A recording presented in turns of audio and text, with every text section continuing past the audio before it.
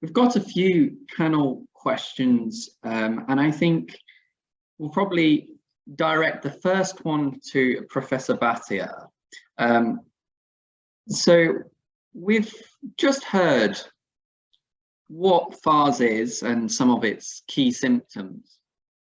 What are the presenting features in your experience? Can anxiety and other psychological problems be seen with FARS? Yeah, I think Amit already alluded to that, that the presentation can be quite varied.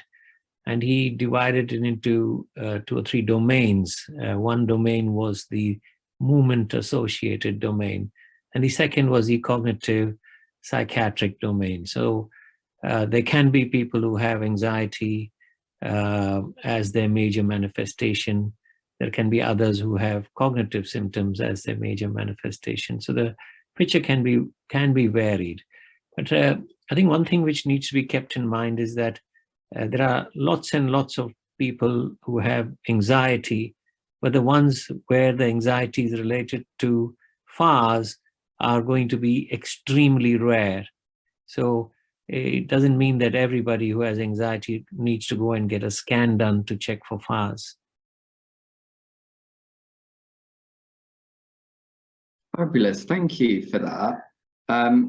And I think I'm going to go to my next question, but I'm going to direct that to Henry. So, Professor Houlden, what research is being done for FARS at the moment?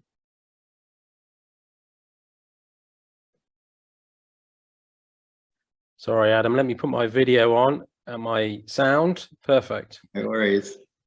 Good. So thank you, Adam, for the introduction and the talks from Francesca, Amit, and Kailash's input. So, I mean, so we sequence patients' blood and DNA, like we sequenced yours and your family, Adam, to find genes. And as Amit and Francesca mentioned, some of the patients we haven't found their gene. And I'm biased about genetics, but I'm confident there will be many more genes we will find.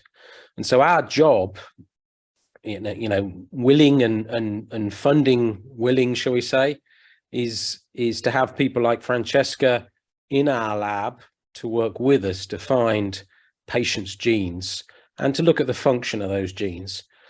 And then our job is to really hand that on to people interested in trials such as Kailash and Amit.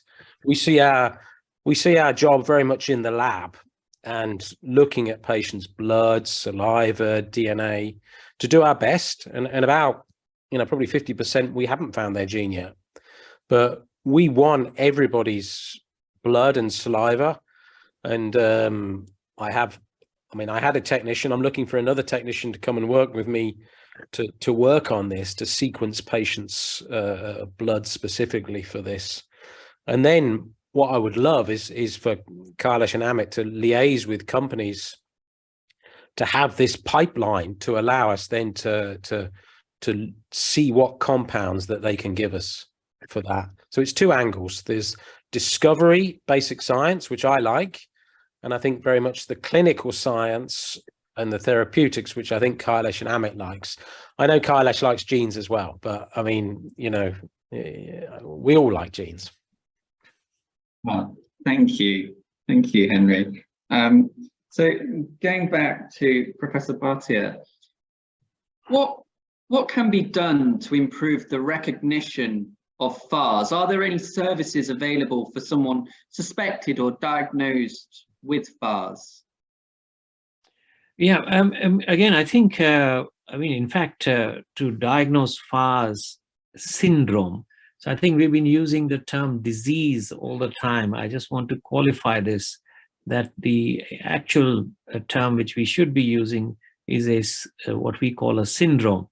A disease is when it is genetically defined or it is defined as a particular disease. But most of the patients which we would be sent, and if they've been, making the diagnosis is fairly simple because you just ask for a scan in somebody who has the symptoms. You ask for a scan, and if you see calcium on a scan, then you are dealing with a Fahr's syndrome.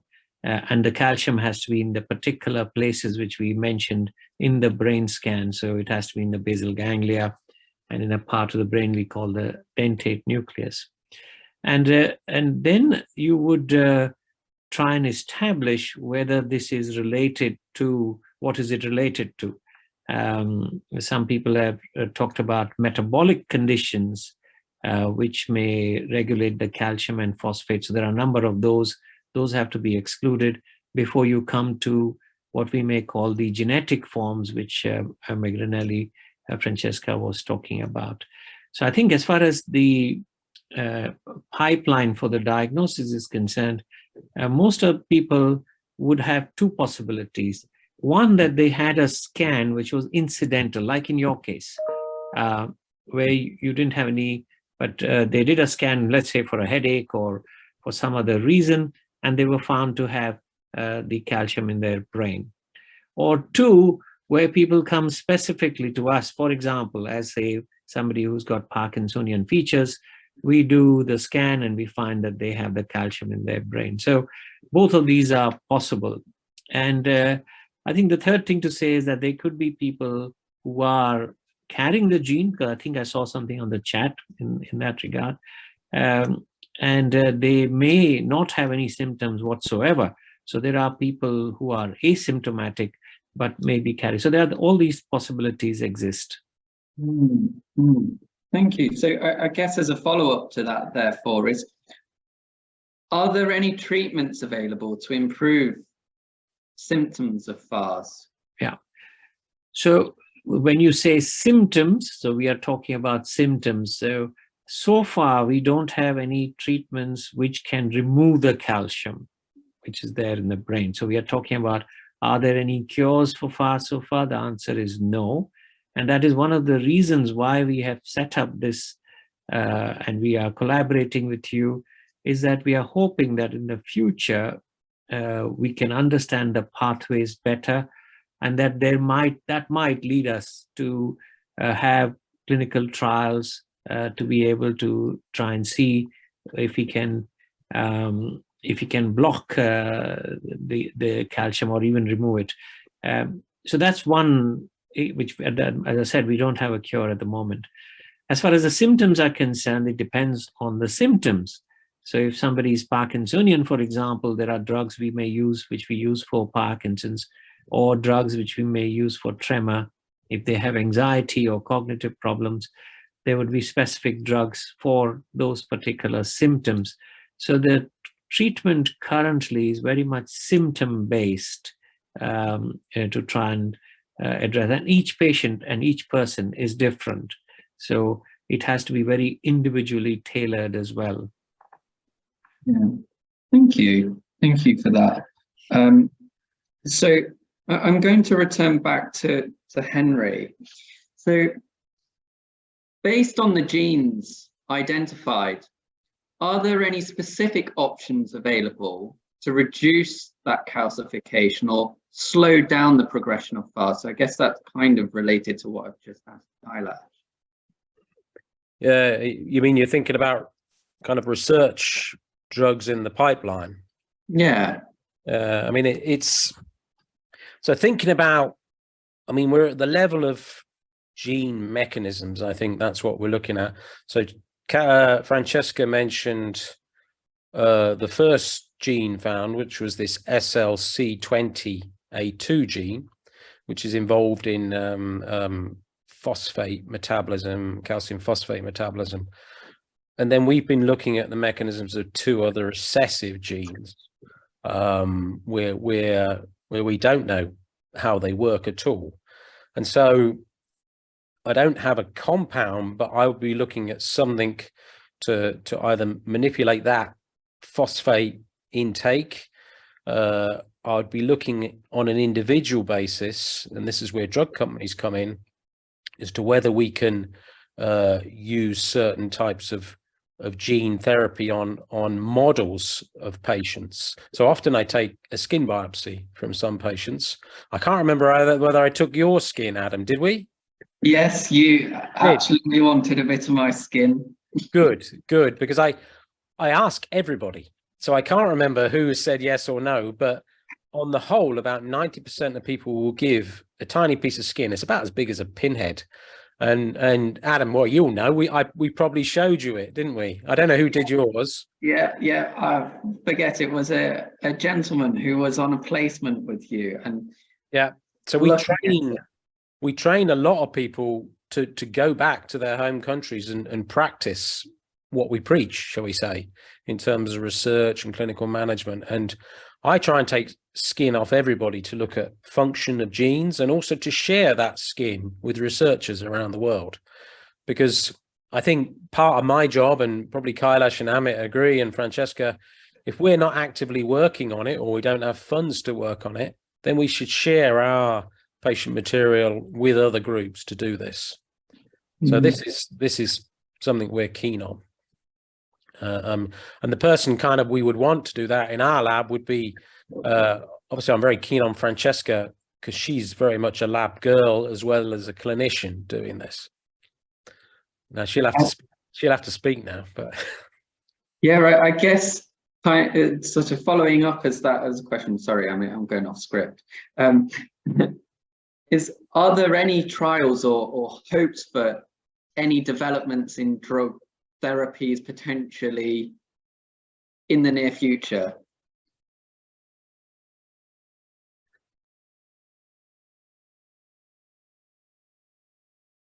Maybe I could answer that. I think I just wanted to comment before I answer that question. I think the sort of people which we would be interested in, if we are thinking about clinical trials, would be the ones where the condition is still mild or at its beginning.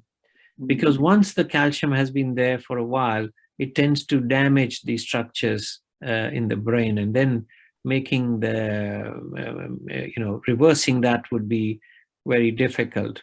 So another reason for having these clinical cohorts or having people with this condition are that if one identifies people who yet don't have a lot of symptoms or don't have a lot of damage in the brain, then one could consider doing, if we do get a particular agent to do a clinical trial, then those would be the sort of people one would want to target.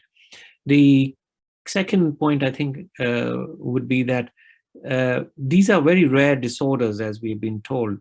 And to try and get the interest of the drug companies, remember, if some drug companies wanting to do this, they have to invest a lot of funds into it. And if the outcomes are, in a very small number of people, so drug companies may be a bit reluctant to follow that. So this is where perhaps crowdfunding, funding from agencies, research institutions, research agencies comes into context. So the whole point of this seminar and the whole point of setting up some a consortium like this is to bring awareness about this condition, and therefore then also try and foster targeted drug discovery to be able to carry out clinical trials. So and there are, I'm glad to see nowadays a lot of agency which are interested in rare disorders. So Fahr certainly fits into that. But at the moment, as best as I know, there isn't a ongoing clinical trial for any of these particular genes. Thank you. You look poised, Henry. Do you want to say anything? No, I mean, I agree. There's no ongoing trials, which is it's very, as Kailash says, a trial is a major investment, and it's a lot different from me looking at somebody's skin in the lab, because I can, in a way, we can experiment on that with lots of toxic drugs. But going from that basic science to the patient, I think is a long way, and I think that's a hard thing to do, and we need the drug companies' help, because they're the ones that put money into it, and so I think we can do our best to work with companies, but it's quite a long process. And although we want drugs, it's the companies that really have to prove that they work. Yeah, and I think these discoveries will come from the work which Henry and his colleagues do. So they will find those targets, and then they may be able to use the skin biopsy, etc., to show this in a if you want to use the word, in a petri dish setting. But then the applicability of applying that in people or in animal models is the next step. So that there's a little way to go with that, but certainly Henry and his team have been really advancing the field in the understanding of these, and that will lead, I'm sure, to major breakthroughs. So we got to support that sort of work. Yeah, and I think as well, having a Fahr's service starts to provide, even if it's not a huge community in the UK, there's a community or a basis of a patient base that we can start working with more potentially. Yeah, did anybody else want to comment on that before we move on to the question and answer section? Francesca, I know that you...